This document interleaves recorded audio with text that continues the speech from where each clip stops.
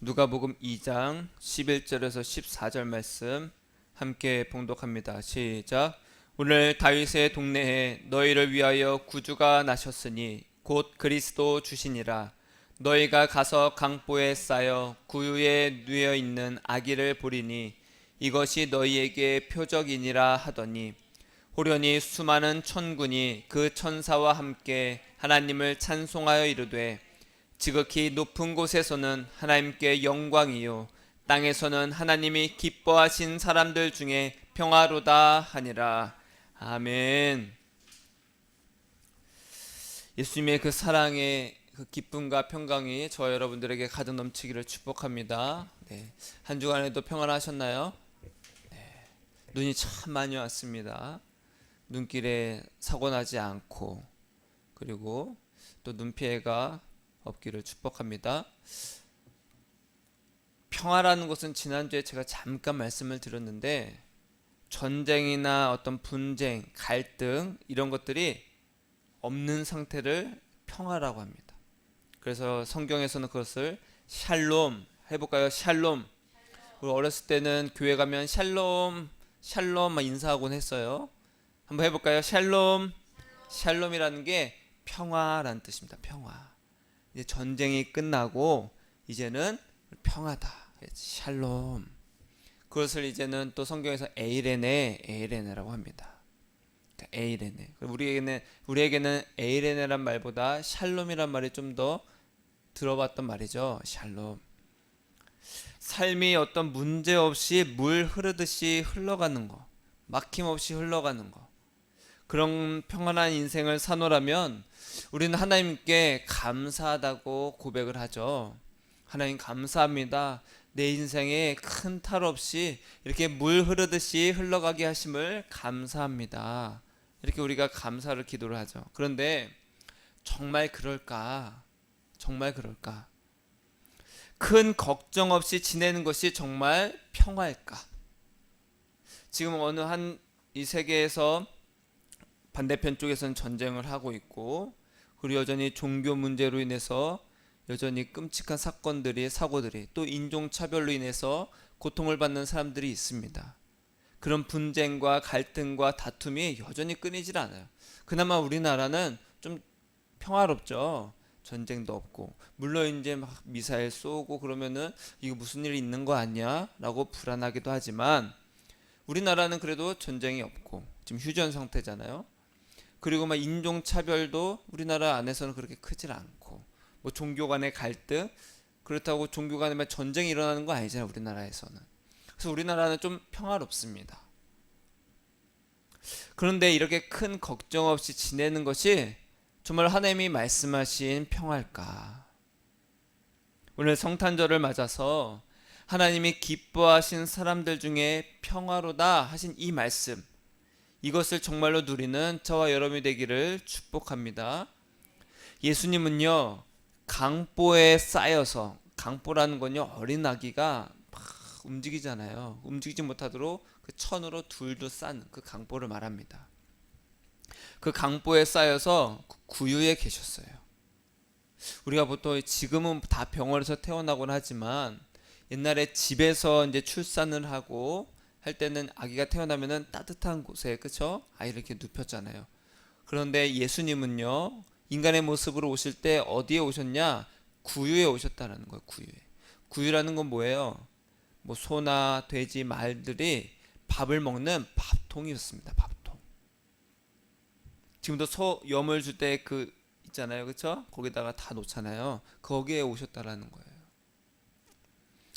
이것은 예수님이 우리를 위해서 오신 그리스도 주이심을 알리는 표적이 된다라고 성경은 말합니다. 야, 예수님이 진짜 이 예수가 우리가 기다린 메시아가 맞아? 라고 했을 때 하나님께서 친히 그 예수가 맞다. 그 표적이 뭐냐? 구유에 강보에 쌓인 채로 오는 그 예수가 바로 너희가 기다린 메시아다. 예수님은요, 누추하고 보잘것없는 모습으로 오셨어요.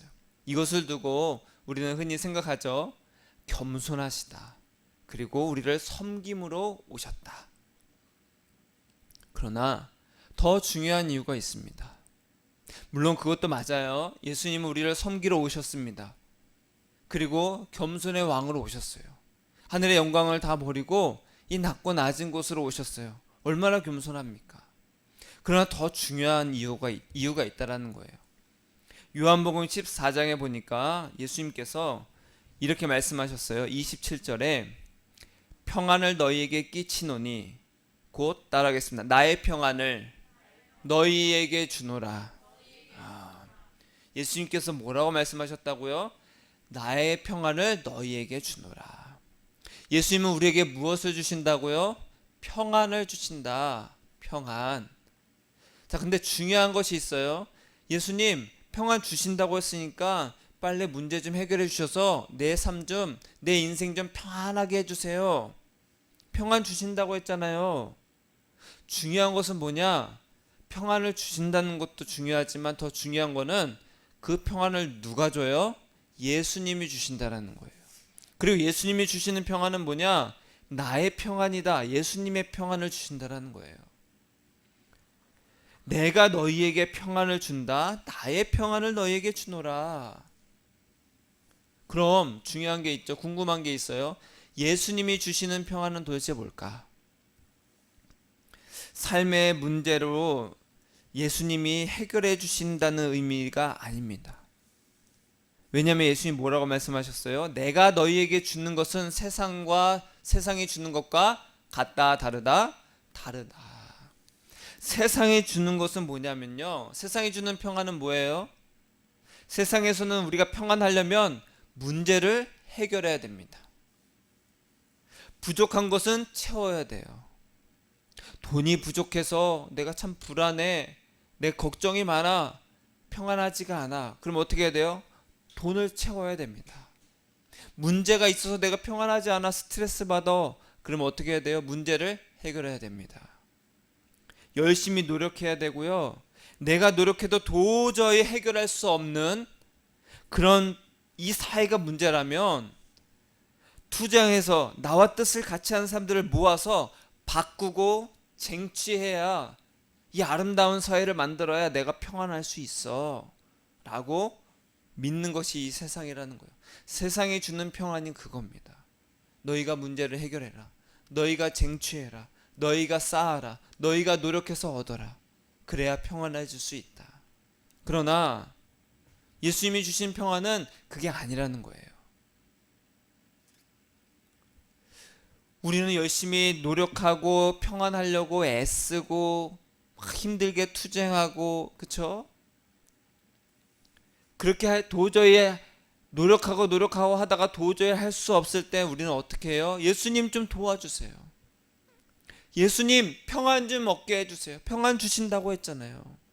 마치 이것은요, 우리를 위해 싸우는, 우리 아이들이 그 게임을 할 때 보면요, 막 게임하다 보면 에너지가 막 차요. 그 차면은 그 나를 위해서 대신 싸워줄 수 있는 그 어떤 마법이나 어떠한 그 캐릭터를 소환할 수가 있습니다. 그러면은 막 와가지고 막 싸워주는 거예요. 마치 예수님을 그러한 나를 위해서 대신 싸워주는 장군으로 소환하는 것과 같이 그렇게 기도를 하더라고요. 예수님 빨리 좀 와주세요. 빨리 와서 잠깐이지만 나를 위해서 대신 싸워주시고 나의 문제를 해결해 주시고 내가 채울 수 없는 것 빨리 채워주셔서 평안을 주세요. 막 갑옷을 그리고 무기를 장착한 예수님을 막 소환을 합니다. 근데 소환한다고 예수님이 짠하고 나타날까요? 자, 그러지 않더라고요. 왜 그럴까요? 삶의 문제를 예수님이 해결해 주셔서 근심 걱정이 없다는 의미가 평안이 아닙니다. 예수님이 주시는 평안, 그리고 오늘 말씀에서 나오는 기뻐하신 사람들 중에 평화로다 했을 때 이 평화가 어떠한 문제나 조건이나 상황이 해결돼서 오는 평안이 아니라는 거예요. 그것은 세상이 주는 평안입니다. 어떤 평안이냐 따라할까요? 절대 평안. 절대 평안. 우리가 시험 점수를 매길 때 선생님들이 두 가지 방법을 합니다. 하나는 상대평가가 있고 하나는 절대평가가 있습니다. 상대평가는 뭐예요? 상대평가는 내가 얘보다 잘하면 내가 A를 받는 거예요. 그러나 절대평가는 누구든지 90점이 넘으면 다 A 이겁니다. 그러니까 내가 아무리 노력해도 도저히 뛰어넘을 수 없는 아이가 있어. 그럼 내가 아무리 노력해도 쟤보다 조금이라도 부족하면 나는 A를 못 받아. 그게 이제 상대평가고, 절대평가는 뭐예요? 다른 아이들이 잘하고 못하고 상관없이 내가 90점 넘으면 되는 거야. 평안도 마찬가지입니다. 세상의 평안은 뭐예요? 절대평안이 아니라 상대평안입니다. 왜냐하면 이 조건들이 사라져야 내가 평안해. 이 조건들이 해결이 돼야, 이 문제가 해결돼야 내가 평안해. 그러나 예수님이 주시는 평안은 그것과 다르다. 절대평안이다. 절대평안은 뭐예요? 상황과 조건에 상관없이 예수님으로 평안한 상태를 말합니다. 오늘 말씀의 제목을 한번 따라해 볼까요? 예수 사랑의 평강. 예수 사랑의 평강입니다. 왜 예수님이 주신 평안은 절대 평안이냐? 왜 그러냐? 왜 세상이 주는 평안과 같지가 않을까? 예수님이 오셨던 그 모습을 보면 알 수가 있습니다. 예수님은 어떻게 오셨어요? 화려하게 비단 옷 입고 따뜻한 궁전에서 환호를 받으면서 축복을 받으면서 오셨던 것이 아니었어요. 초라하게 구유에 누워 계셨어요. 왜 그랬을까? 내가 주는 평안은 세상과 다르다. 예수님이 주시는 평안은요, 세상과 같지 않다라는 거예요. 그렇기 때문에 투쟁하고 내가 노력해서 어떤 문제 해결로 얻는 평안이 아니라는 거예요. 여러분, 문제 해결하려고 하면 힘들어요, 기뻐요? 힘듭니다. 막 기뻐요? 막 문제 해결을, 문제 좀 해결해야지, 너무 기뻐, 그래요? 안 그러죠? 스트레스 받습니다. 힘들어요. 막 생각만 해도 막 짜증이 나고요. 저도 이제 머리에 새치가 이제 조금 있습니다. 잘 티가 안 나죠? 근데 저보다 좀 어리거나 저와 비슷한 나이에 있는데도 새치가 많은 분들이 계세요. 뭐 유전도 있겠지만 대부분 근심이 많아요. 스트레스가 많고. 그럼 저는 반대로 뭐예요? 스트레스가 적다는 거예요. 그렇죠? 저는 스트레스가 거의 없습니다. 문제가 없어서 그런 것이 아니라, 부족한 게 없어서 그런 것이 아니라 예수님으로 평안하려고 끊임없이 노력하는 거예요. 예수님만 보도록. 내 방법과 내 생각이 맞는 것 같은데 하면서 그 길로 가면요, 스트레스를 받습니다. 이거 해야 되는데 저거 해야 되는데. 스트레스 받아요, 안 받아요? 스트레스 받아요. 그런데 예수님은 그렇게 안 하신다는 거예요. 제가 그것을 아는 순간, 힘들게 할 필요가 없구나. 예수님은요, 그렇게 안 하신다는 거예요. 그걸 알았을 때 제가, 예수님 참 묘하시다. 알쏭달쏭하시다. 따라서 예수님은 묘한 분이다. 묘한 분이야, 묘한 분. 그것을요, 이사야 선지자는 이렇게 예수님을 소개했습니다. 이사야 9장 6절 이하에 보니까, 한 아기가 우리에게 낳고 한 아들을 우리에게 주신 바 되었는데 그의 어깨에는 정사를 메었고, 이 정사라는 건요, 주권. 예수님은 주권을 갖고 그의 어깨에는 정사를 메었고 그의 이름은 기묘자라 모사라. 기묘자라 모사라 이렇게 번역이 되었지만 따라할까요? 모사의 기묘자. 모사의 기묘자라는 거예요. 모사라는 건요, 우리가 보혜사, 돕는 자 이런 뜻입니다. 그러니까 보혜사인데 기이한 보혜사다. 참 신기한 보혜사다. 전능하신 하나님이라 영존하시는 아버지라 평강의 왕이라 할 것임이라. 예수님은 주권을 갖고 우리를 도우시는 보혜사이신데 우리의 생각과는 전혀 다른 방법으로 함께 하신다라는 거예요. 그걸 이사야가 오실 예수님을 그렇게 예언했습니다. 또한 예수님은요, 하나님이십니다. 따라하겠습니다. 예수님은 하나님이십니다. 예수님은 하나님이세요. 이 땅에 육신으로 인간의 모습으로 오신 하나님이십니다. 또 우리의 아버지십니다.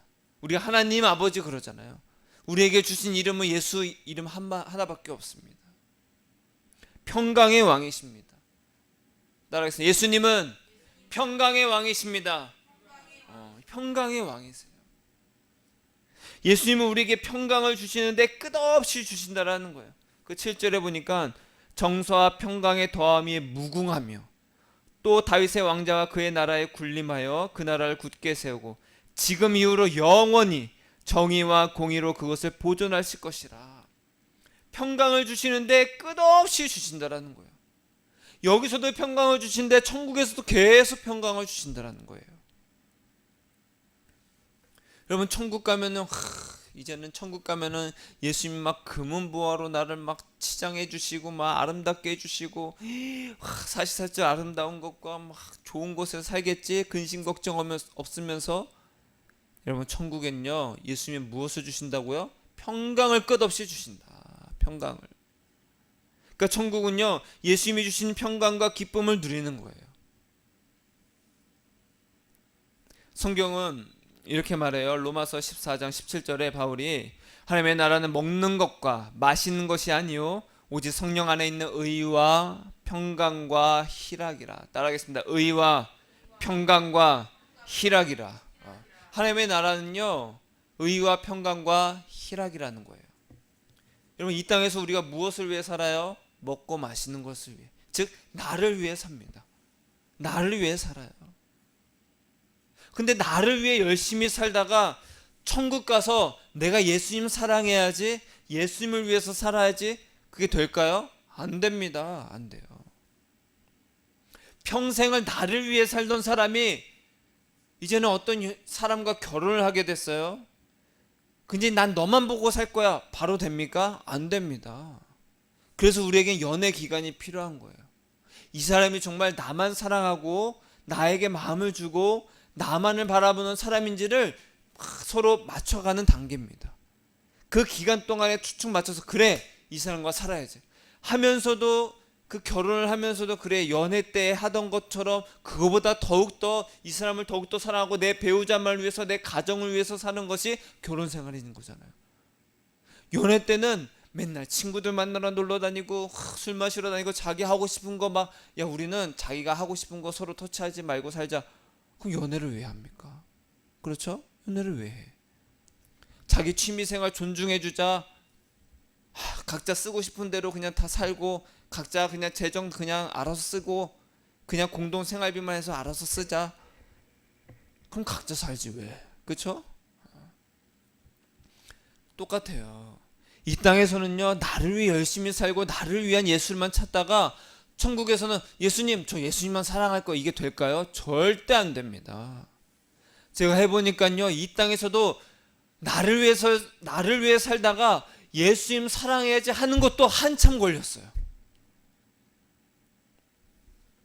물론 그 터닝 포인트는 있지만 정말로 온전히 예수님만 바라보는 그 기간이 나를 다듬는 그 기간이 한참 걸리더라고요. 여러분 나는 이 땅에서 나를 위해 살던 거 내가 갖고 싶은 거 내 계획과 내 생각으로 살던 것이 나에게 기쁨이 되고 만족이 됩니다. 그것이 우리의 인간이에요. 그런데 그것의 기쁨을 알다가 그것으로 만족하고 그것이 평안인 줄 알다가 천국에서 예수님이 평강을 주시고 기쁨을 주시는데 그것으로 만족이 될까요? 안 되죠. 아무 문제 없고요 물 흐르듯이 흘러가는 잘 지내는 것이 평안이 아닙니다. 문제가 해결돼도 평안이 없어요. 우리 인생이 그렇더라고요. 어떤 문제가 해결돼요? 그럼 문제가 또 없어요? 또 문제가 생깁니다. 아이가 이제 아파요. 병원에 갔어요. 이 병만 나았으면 좋겠다. 병이 나았어. 그러면 또 다른 문제가 생겨요. 그렇죠? 또 다른 문제가 생겨요. 형 왜 이렇게 안 잘까? 왜 이렇게 말을 안 들을까? 문제가 해결돼도 평안이 없고 기쁨이 없는 것이 우리 인생입니다. 따라하겠습니다. 예수님, 내 인생은요 평안이 없고 기쁨이 없습니다. 그래서 우리가 지금 여기에서 예수님과 동행해야 되는 이유가 바로 여기에 있어요.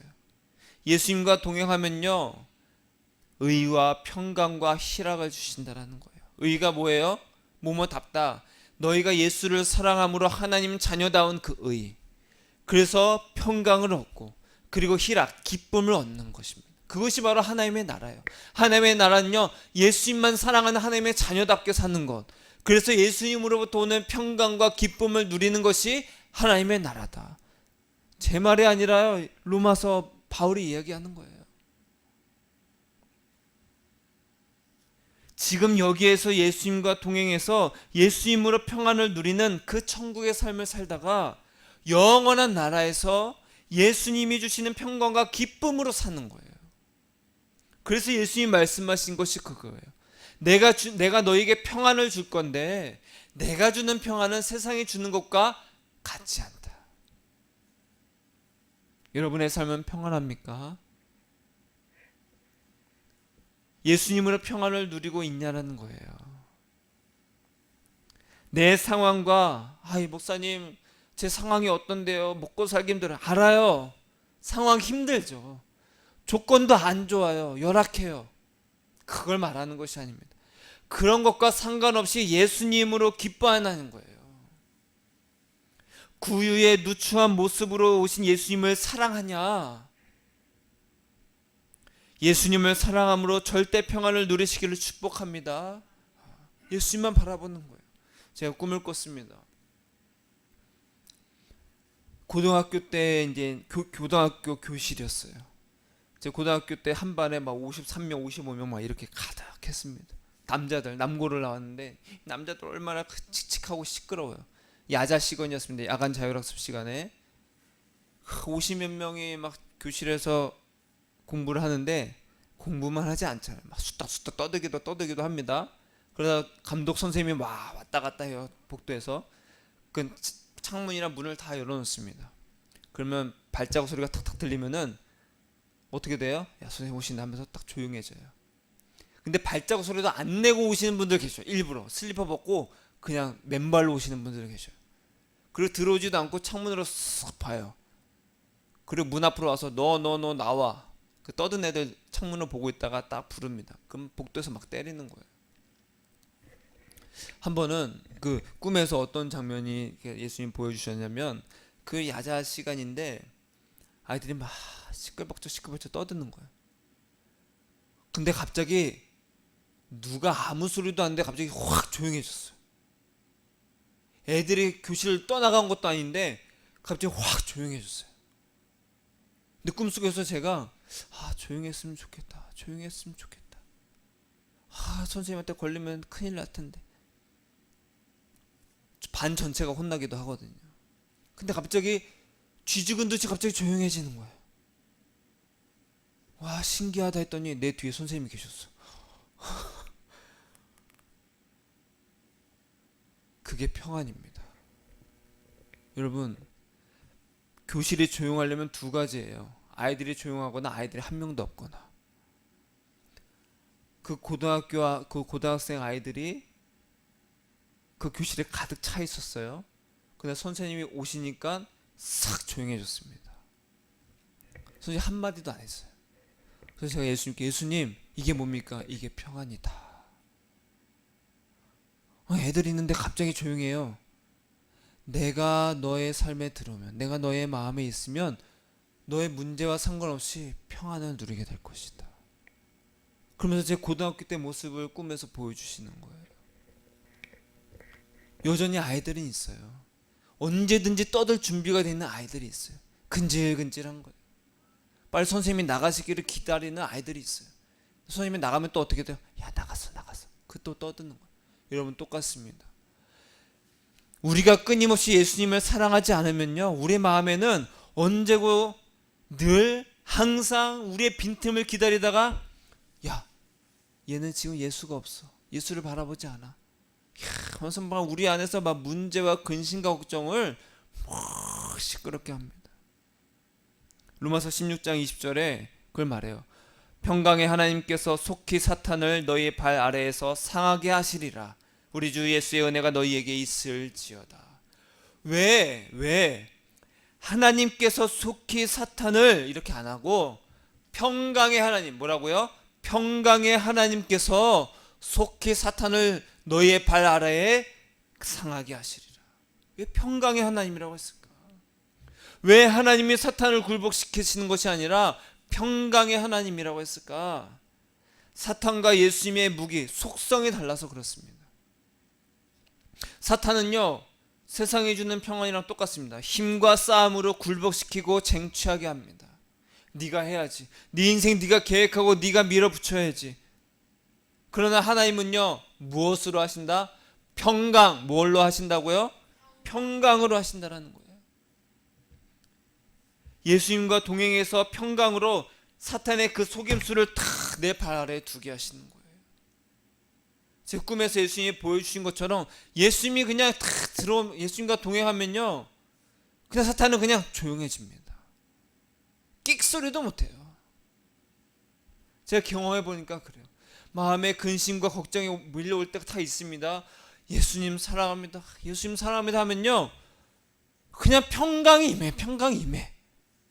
그냥 막 평강을 부어주십니다. 그러면서 예수님 하면서 기뻐하는 거예요. 막. 문제는 있어요, 없어요? 여전히 있습니다. 여전히 열악한 조건이에요. 상황도 안 좋아요. 그러나 예수님을 평안한 거예요. 여러분, 인생 무엇으로 이렇게 열심히 삽니까? 평안하시기를 축복합니다. 그 평안은 예수님을 사랑함으로 오는 평안입니다. 예수님과 동행해서 내가 예수님께서 주시는 그 평안으로 기뻐하는 거예요. 그래서 예수님은 하나님이 기뻐하시는 사람들 중에 뭐다? 평화로다. 빌립보서에서 4장 4절에서 이렇게 말합니다. 주 안에서 항상 기뻐하라. 항상 기뻐할 수 있어요? 기뻐할 수 없습니다. 그래서 어떻게 했어요? 주 안에서 너희가 예수님과 동행함으로 항상 기뻐하라. 다시 말하노니 기뻐하라. 너희의 관용을 모든 사람에게 알게 하라. 예수님과 동행함으로 관용, 너희의 여유로움을 예수님으로 여유로움을 다른 사람들에게 알게 하라. 아니, 저렇게 열악한데, 저렇게 힘든데 어떻게 살아? 나 괜찮아.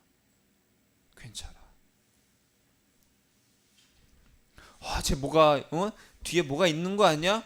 예수님으로 여유로운 거예요. 그러면서 이렇게 우리가 잘 아는 말씀 이렇게 나옵니다. 아무것도 염려하지 말고 다만 모든 일에 기도와 간구로 너희 구할 것을 감사함으로 하나님께 아뢰라. 그리하면, 따라하겠습니다, 모든 지각에 뛰어난 하나님의 평강이 그리스도 예수 안에서 너희 마음과 생각을 지키시리라.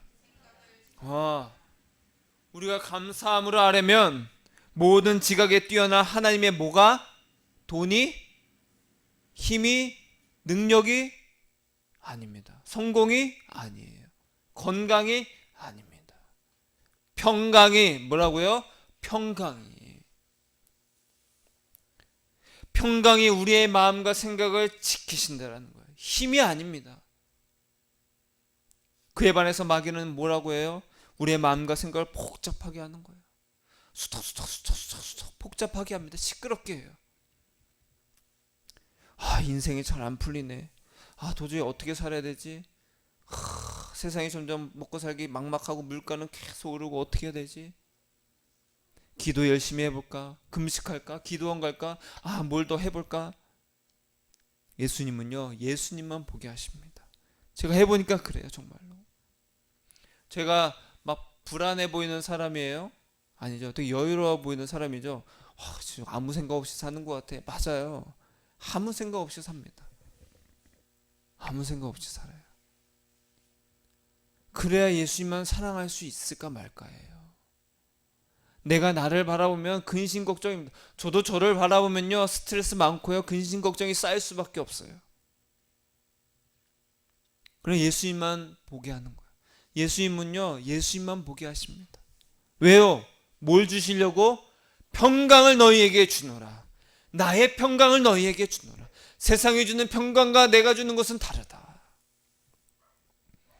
데살로니가 후서 3장 16절에 평강의 주께서 친히 때마다 일마다 너희에게 평강을 주시고 주께서 너희 모든 사람과 함께 하시기를 원하노라. 아멘. 어떠한 예수? 평강의 주께서 때마다 일마다 너희에게 무엇을 주시고? 평강을 주시고, 평강을 주시고. 여러분, 예수님께 뭘 받기를 원하세요? 예수님은 때마다 일마다 뭘 주신다고요? 평강을 주신다. 평강을 주신다. 예수님은요, 우리 각자와 동행하시길 원하신다. 따라하겠습니다. 때마다 일마다 평강을 주신다. 따라하겠습니다. 예수님 때마다 일마다 평강을 주세요. 아침에 눈을 떴더니 예수님 사랑합니다 했더니 평강을 막 주시는 거예요. 그럼 기뻐요, 안 기뻐요? 기쁜 거예요. 옆에서 막 찔러. 그래갖고 어떻게 살래? 그래, 더 잘 되는 대로 가야지. 어떻게든 막 네가 잘 되고 돈 잘 버는 곳으로 가야지. 막 찔러도 나는 예수님만 바라볼 거야. 그러면요, 반드시 예수님이 어떻게 하신다? 때마다 일마다 평강을 주신다. 그리고 그 사람과 함께 하신다. 말씀을 정리합니다. 사랑하는 여러분, 평안하시길 원하시죠? 천국은 평안할 것 같죠? 천국은 먹고 마시는 것에 있지 않습니다. 그렇다는 것은 내가 먹고 마시는 것으로 내가 평안할 수 있다 없다? 없다는 뜻입니다. 내가 돈이 채워지면 평안할 것 같아? No! 아니다. 내가 원하는 것을 이루고 내 계획대로 살면 평안할 것 같다? No! 아니라는 거예요. 이 땅에서도 평안은 먹고 마시는 것이 해결된다고 오지 않는다. 오직 예수님과 동행해서 예수님이 때마다 일마다 주시는 그 평강을 누리는 거예요. 아침에 눈 뜰 때 예수님 얼굴 바라봄으로 만족하는 거예요. 예수님 사랑합니다 하면서. 문제나 상황과 상관없이 예수님을 기뻐하는 절대 평안입니다. 여러분, 한 가지 할래요? 100가지 일할래요? 한 가지 하는 겁니다. 예수 사랑만 하는 거예요. 그래서 예수님 사랑합니다 하는 겁니다. 이것도 해결해야 되고 저것도 얻어야 되고 이것도 이루어야 되고 얼마나 힘들어요? 그거 말고 우리는 한 가지만 합시다. 따라하겠습니다. 예수님만 사랑하겠습니다. 우리 2022년에는 우리 금동교회가 예수님만 사랑하고 예수님만 사랑하겠노라, 예수님만 사랑할 것입니다. 그렇게 결단하고 달려왔습니다. 그 여러분들 마음 가운데 내가 2022년에 평안했는가? 예수님만 바라봐서 평강이 있었는가? 때마다 일마다 나에게 평강을 주시는 예수님과 동행했는가?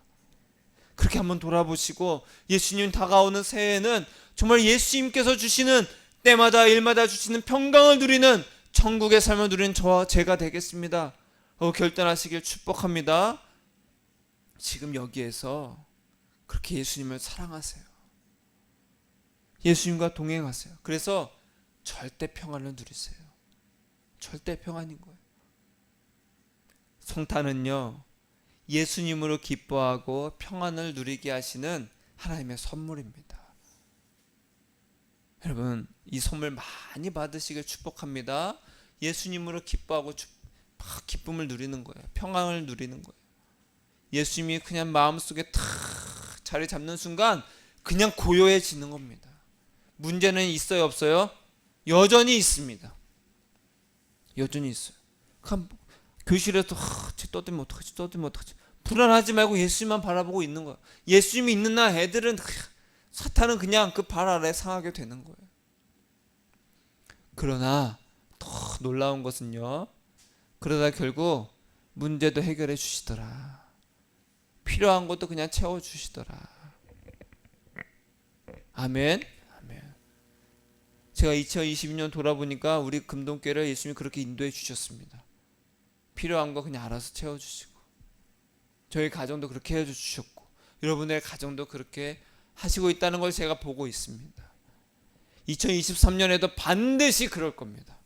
어떻게 하면요, 예수님만 사랑하는 자에게 평강을 주시는 거예요.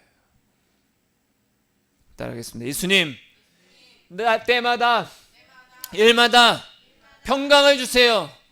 예수님만 사랑하겠습니다. 예수님 사랑해요. 이 성탄에 예수님으로 기뻐하고 평안을 누리는 저와 여러분이 되기를 예수님의 이름으로 축복합니다. 기도하겠습니다.